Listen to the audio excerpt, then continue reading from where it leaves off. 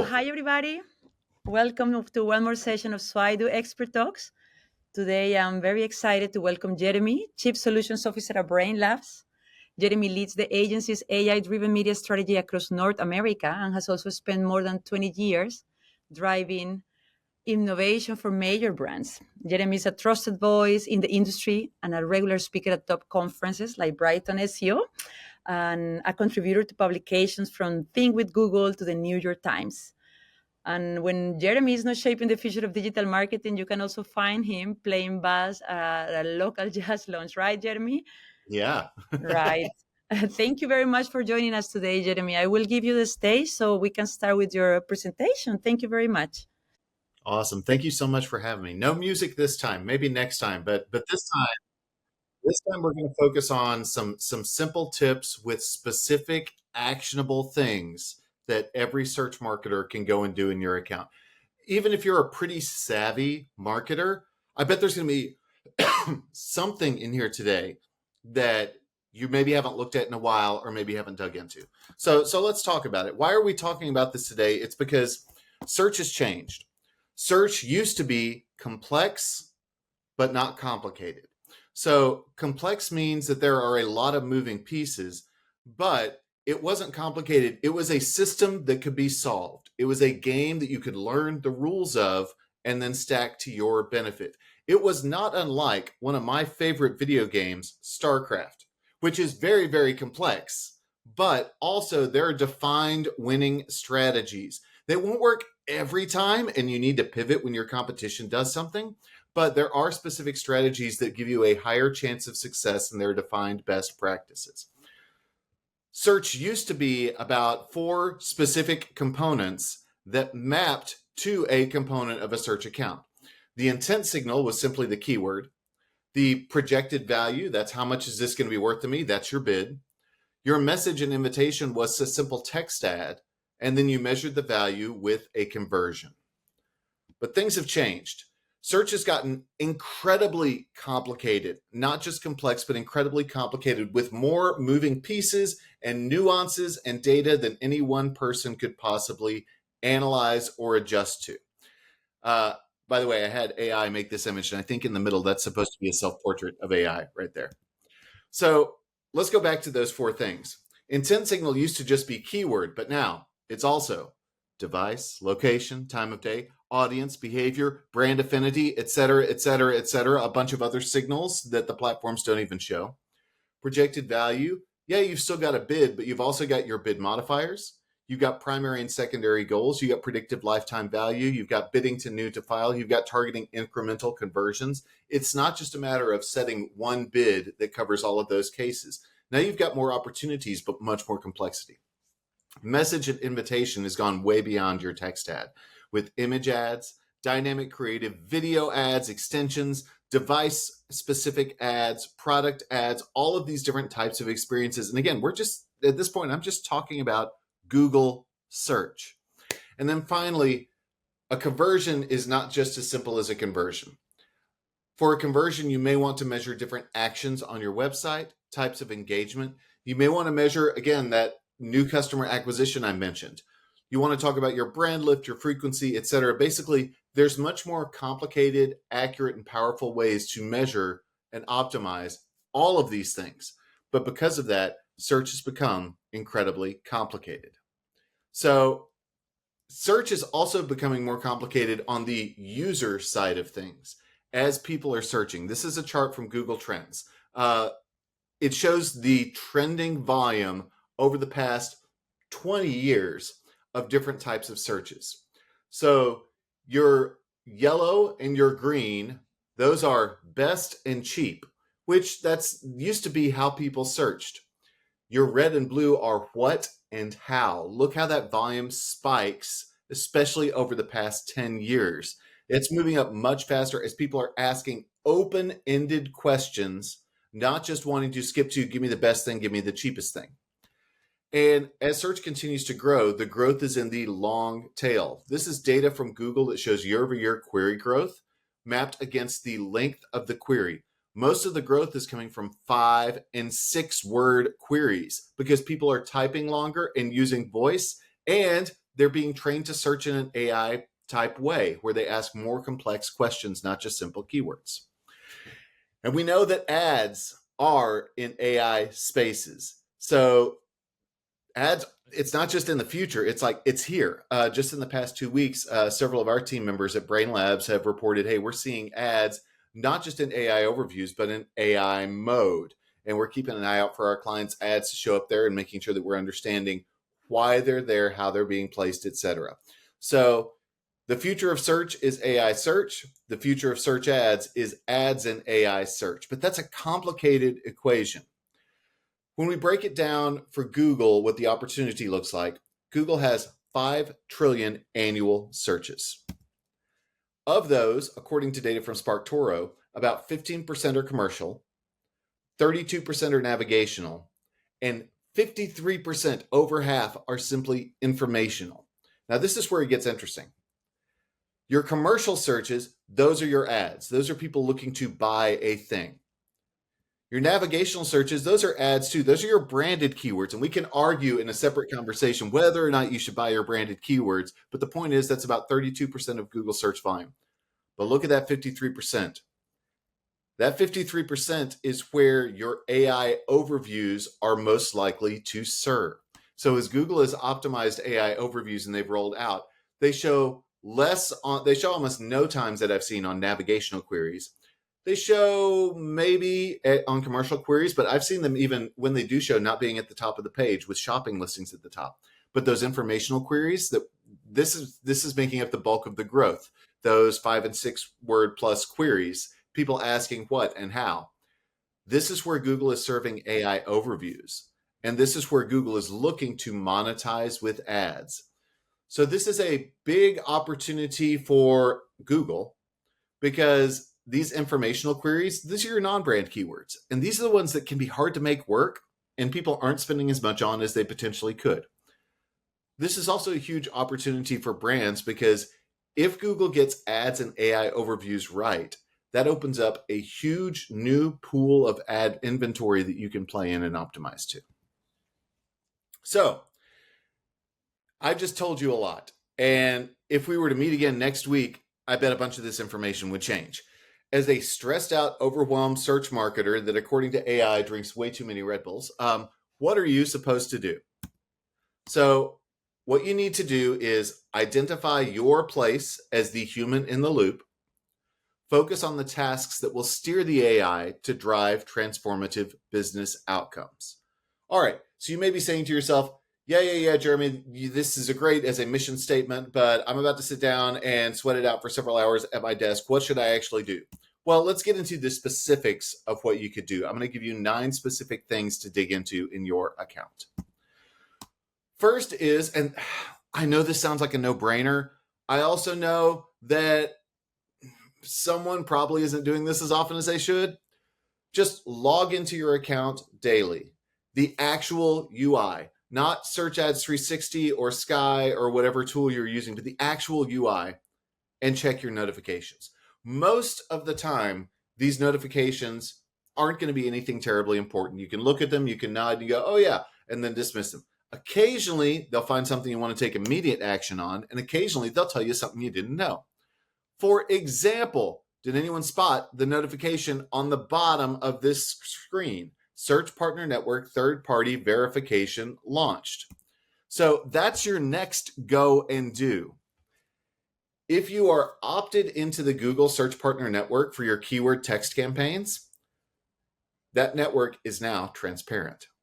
It is transparent after the fact. You can run a report, pull placements, see where your ad showed, and then if you want, block those domains. Or you could even plug it in, just like on that previous slide, with a pre-screening solution, a brand safety solution. This is fairly new, and this isn't something Google's talking a lot about because they kind of had their hand forced here. I won't go into more details. If you know, you know. But this is something that I don't see many advertisers taking advantage of at all. If you're running on the Search Partner Network, you should absolutely do this, just like you manage search query reports.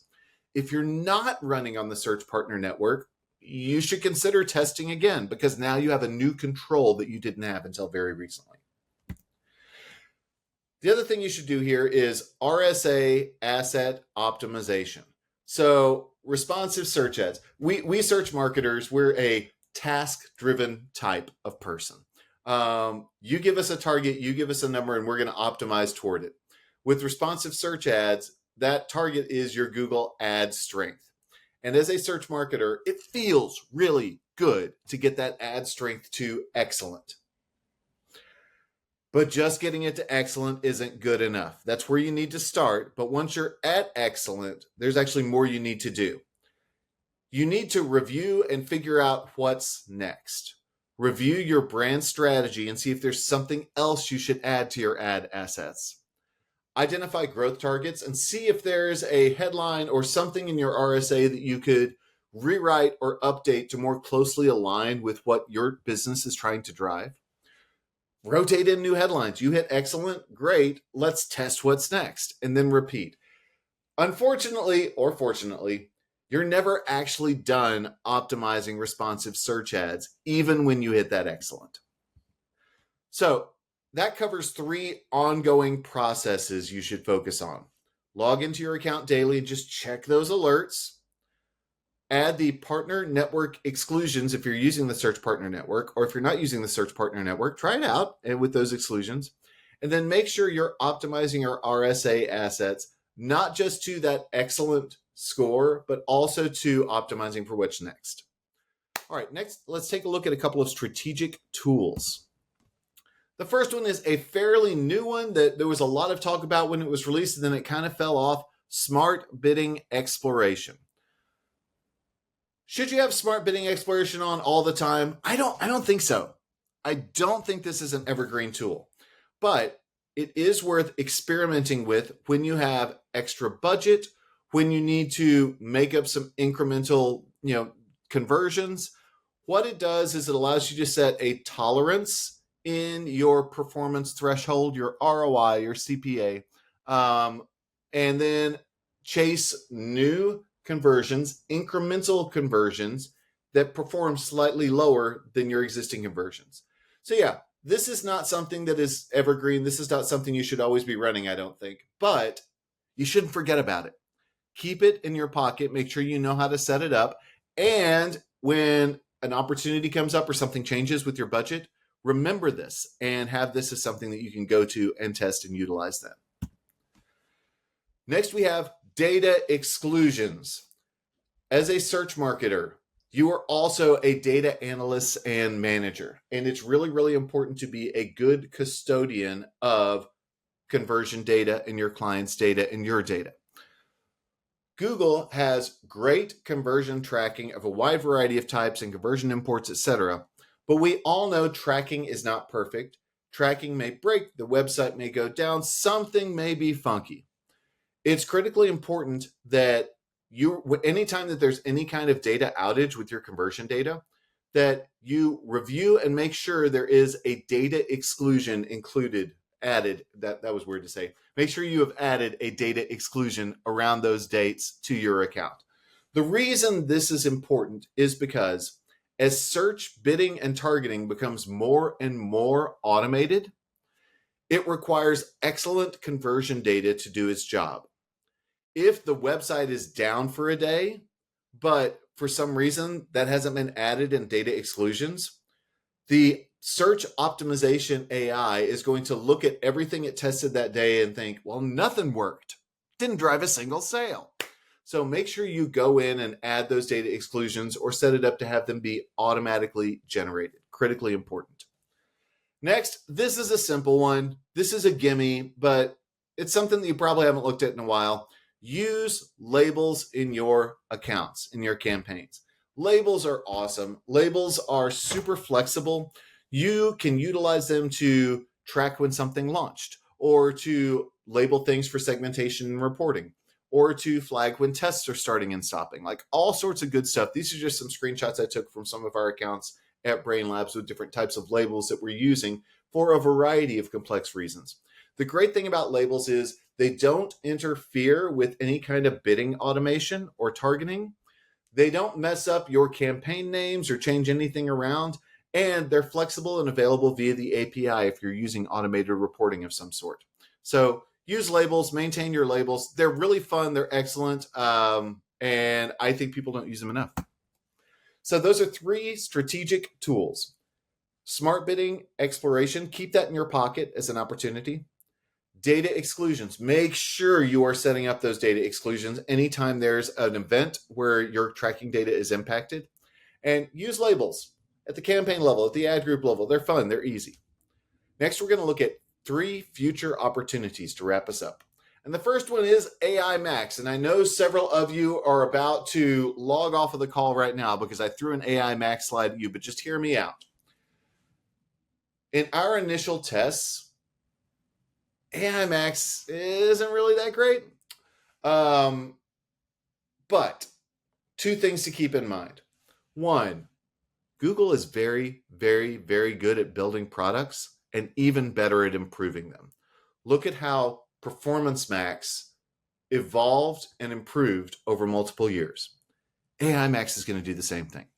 Here's the second thing to keep in mind is right now, AI Max is all about incremental conversions. Finding, additional conversions, additional opportunities where you can expand your keywords, target new things, write copy, use different landing pages. So that's what AI Max is for. It's not meant to replace your existing keyword campaigns, and thus it's not going to have as good a ROAS or CPA. That doesn't mean it's useless. It's actually really, really important right now for finding that incrementality, but also because in the future of search, AI Max is going to be what's used to optimize your ads for these AI placements. What's more, AI Max, when you look under the hood, actually gives us a lot of controls.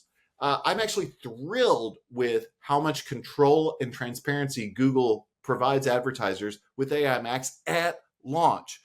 Unlike previous launches, we didn't have to yell and complain for a year and a half before they gave us this stuff. It's there. Ironically, I don't think a lot of advertisers are using it or digging into it. You can pull your search terms. You can analyze your automatic assets. You can find your lists of your landing pages. You can even exclude and filter things in very, very complicated ways. AI Max is also really, really important when digging into integrated search. So this is a report in AI Max, search terms and landing pages from AI Max, where you're able to see the query, the matched headline, and the description. This is what Google thinks that particular page is about and relevant for. Hey, paid search marketers, that's really interesting information to give your SEO team. This is Google crawling the web page in your paid search account, logging, here's what I think the headline is, here's what I think the relevant keywords are, and then sharing that with you. SEOs have been craving this information for decades, and now paid search marketers have it. So reach across the aisle, share this report with your SEO team with the landing pages, and dig in, see if you can find some interesting things to look at. And on that note, the next thing is, when was the last time you talked to your SEO team? SEO is becoming more and more important to paid search success. So make sure that you are making time to dig in with your SEO team, meeting with them at least monthly to share what you're doing, to find out what new pages they're launching and optimizing. Have the conversation. I promise you it's going to be valuable. So finally, you guys may be way ahead of me on this, but if you haven't tried Notebook LM, it's a certain kind of AI magic. So there's a lot of AI magic out there in any AI platform, and it works really well until it doesn't. And that kind of makes you unsettled. It's like, when you're riding a bike and it wobbles. What I love about Notebook LM is it is an AI chatbot and a couple of other things that's trained and focused on a corpus of information that you upload. So this isn't just an LLM that's trained on all available stuff, whether it should have access to it or not. This is an LLM that focuses on the documents that you share, the information that you put in there. Where this is really, really valuable is working on specific clients or working on specific projects. You can upload the brief, you can upload the emails, you can upload transcriptions of calls. I had a team member that's working on a project with a very fast turn utilizing some agentic AI and a bunch of automation. He had a call with a member of our tech team, a member of our SEO team, and another AI brainiac. On this call, they set it to transcribe. They then discussed for about 45 minutes how they were going to do this, what tools they need, what they would have to do, what the blockers would be, what the timing would be. They then hung up the phone, and one of the guys on the call dropped the notes into Notebook LM and said, write me a work back plan by date with the priorities based on this conversation. And it turned around, and it was pretty good. And then he was able to review that and shape that into the actual plan. Like I say, I may be late to the party. You guys may be doing this night and day already, but I think it's really, really incredible. And again, I highlight Notebook LM because you're able to focus it. I'm using it for QBRs, briefs, quarterly earnings reports, content plans, meeting plans, dumping all of this stuff into it. So I've got a notebook for each of my clients. So when the client has a question or there's something we need to dig into or prepare from, I always know what I'm building from. So those are your future opportunities.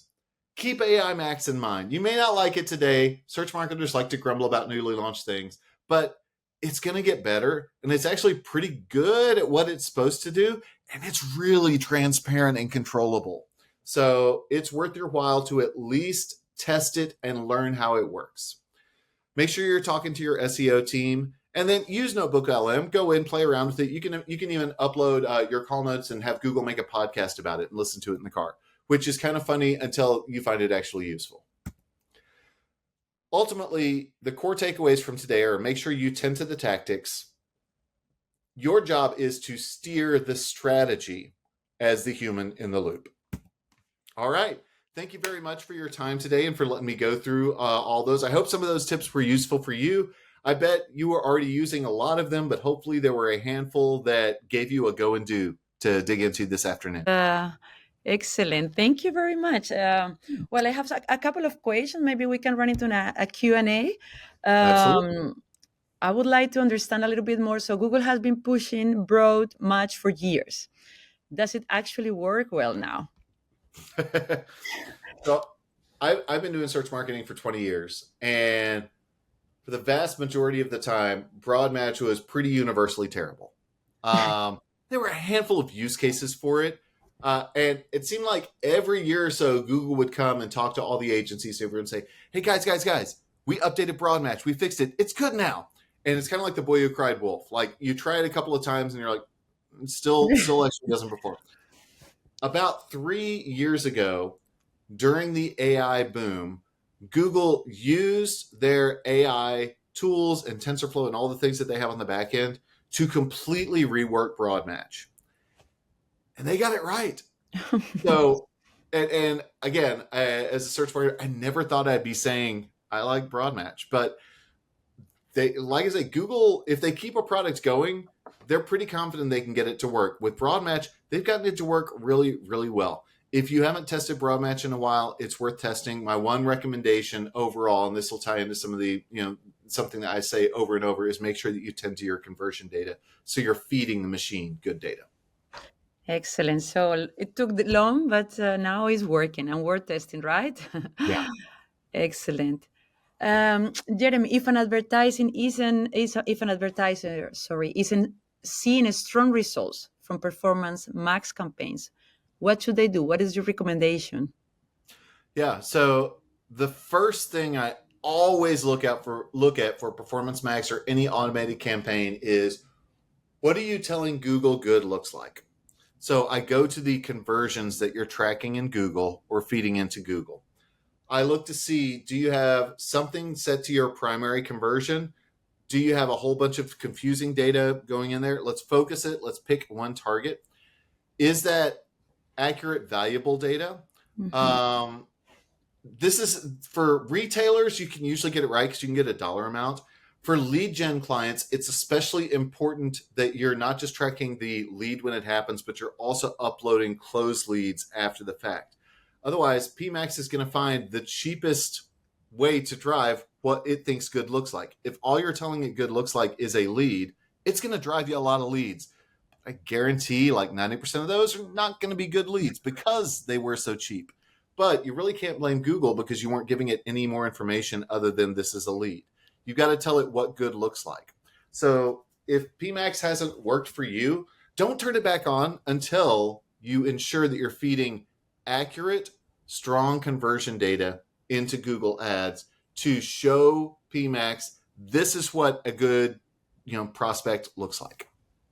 All right, thank you. And I'm curious of all the changes happening in search right now. Which one excites you the most personally? I think the thing that excites me in search the most right now as a user is how good AI results got so quickly. I Hmm. was an AI skeptic, and of course, we all know that there were several stumbling blocks when Google first launched AI with, inaccurate information or whatnot. Um, it's gotten a lot better, and it's gotten a lot more useful, and it's great as a resource to ask factual questions. I still tend to go to search who was in this movie, etc. But more open-ended questions. I really like the AI results. And on the flip side of that, as an advertiser, um, I think what I'm most excited about is I think AI creative is finally starting to work and starting to get good.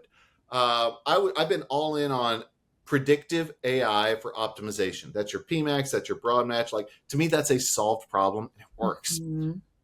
AI creative, I've been real skeptical of, both in general and also working with clients that are very touchy about how their brand shows up. What I'm saying to those clients is go all in on predictive AI for automation. And now it's finally time to test AI creative. Let's see what it can do in a controlled environment. Whereas in previous months, I was saying, don't touch it. It's not ready. Still scary, yes. Well, you talk about the importance of being the human in the loop, right? And I'm curious what skills will matter most for search marketers to stay valuable as AI takes over more execution. Now that we're talking about creativity and everything. Yeah. So I rattle off a bunch of tactics. I rattle off a bunch of strategies. I'm just going to bottom line it. The most important skill a search marketer can develop is curiosity. Because with curiosity at the root, you're going to be able to discover the new opportunities that automation can't see.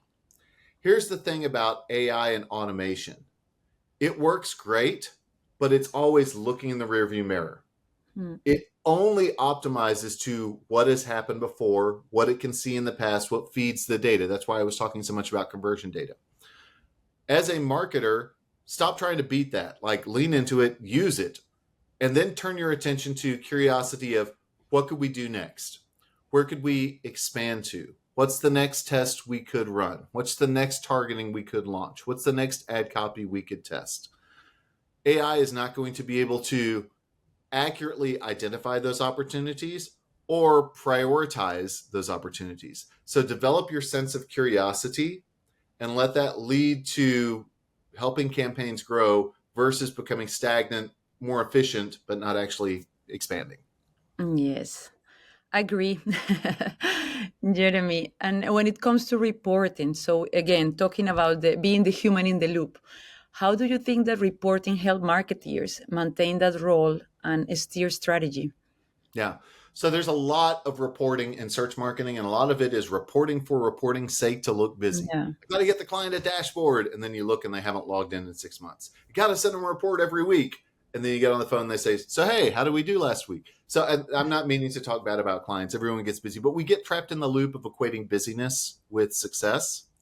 I think that AI is fundamentally translating reporting in that it's doing two things.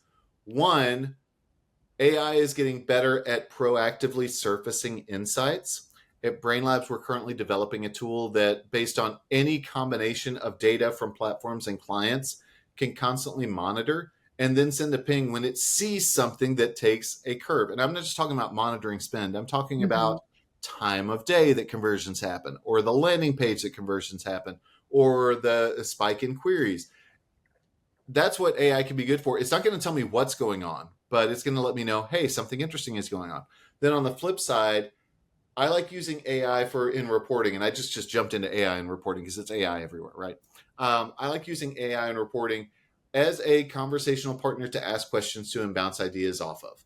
So whatever reporting you have, find a way to put an AI agent on top of it so that you can query it and you can say, hey, how long has this campaign been running? Which days of the week work best for us? This is all information that was readily available to you in the past, but you had to, at the very least, spend 5 minutes downloading it and putting it into a pivot table. Now, and so that prevented a lot of marketers from considering those things as often as they could. Now you have it with the snap of a finger. Yes, instant information, right? Excellent. And Jeremy, so you were also talking about integrating paid search and SEO strategies, right? Maybe some quick tips was the best way to get started with it? As search marketers, I've been guilty of this in the past 20 years. I've seen and presented a lot of slides about integrated search to say 1 + 1 = 3. It's magic. The truth is it isn't magic. It's just hard work.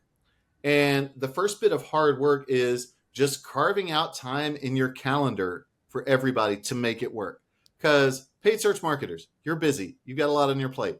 SEOs are just as busy and have just as much on their plate. So the hardest thing to do is just prioritize and commit. All right, once you've done that, the next thing to do is just share things that you find interesting. Paid search marketers, share your highest performing keywords with your SEO team. Share your poorest performing keywords with your SEO team. Let them take a look at it. SEO team, share your best performing landing pages and see if the paid team is using all of those best performing pages or if there's something that just totally got missed. Again, if all members have developed that sense of curiosity, just getting together and talking, opportunities are going to emerge.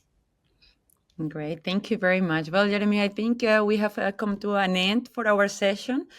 I would love to hear maybe if we can leave one takeaway for our audience. What would that be? I know that's always hard to summarize, but what would be your main takeaway? My main takeaway is there's an old saying that says, you never get a second chance to make a first impression. I don't think you should make that true for new advertising products. When new features launch, it's very easy to try it out and go, oh no, I don't like it. It doesn't work. But Google, Microsoft, everyone in the industry is constantly improving their products. And so just like we talked about earlier with Broadmatch, like up until 3 years ago, I would have agreed with everyone who said Broadmatch is terrible, don't use it. And then Google finally fixed it. And yet a lot of folks haven't gone back and reconsidered. So that whole saying, you never get a second chance to make a first impression, don't let that steer your thinking with regarding search advertising features. Excellent. Thank you very much. Well, Jeremy, it has been a very insightful conversation. I'm sure our users will love it as well. I don't know if they want to contact you or people want to reach out. What's the best way? LinkedIn? Yeah, you can find me on LinkedIn. You can also reach out to Brainlabs from our website. We have a contact form if you want to work with us or if you're interested in working with us or anything like that. Awesome. Thank you very much. And well, I wish you a great day there in Texas. Here it's already evening. And we hope to see you back in Swydo Expert Talks. All right. Sounds good. Thank you. Thank you very much. Right, bye.